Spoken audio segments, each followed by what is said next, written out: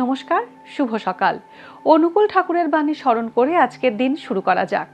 আজ 17 এপ্রিল শুক্রবার। পঞ্জিকা অনুসারে আজ বৈশাখ অমাবস্যা বা দর্শ অমাবস্যা তিথি। মকর, কুম্ভ ও মীন রাশির জাতকদের ভাগ্যে আজ কি আছে জেনে নিন। মকর রাশি, আজ কোনো কারণে হতাশ হতে পারেন। গুরুত্বপূর্ণ কাজ আগে শেষ করুন। পরিকল্পনা অনুযায়ী কাজ করলে লাভবান হবেন, তবে আত্মবিশ্বাসের অভাবের কারণে কাজের গতি হ্রাস পাবে।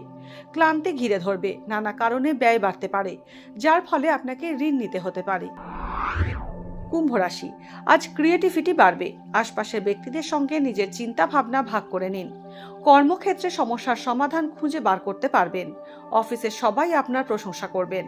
চাকরি পরিবর্তনের চিন্তা ভাবনা করতে পারেন। প্রেমের সম্পর্ক গভীর হবে। মানসিক সুস্বাস্থ্য বজায় রাখার চেষ্টা করুন। মীন রাশি, মীন রাশির জাতকরা নিজের যোগ্যতা পরখ করার চেষ্টা করবেন। এর ফলে নিজের লক্ষ্যের দিকে আরও এগিয়ে যাবেন।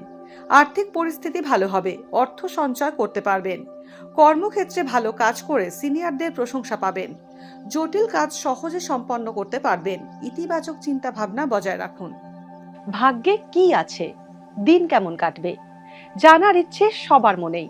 আপনার সঙ্গে কি ঘটবে জানাচ্ছি আমরা।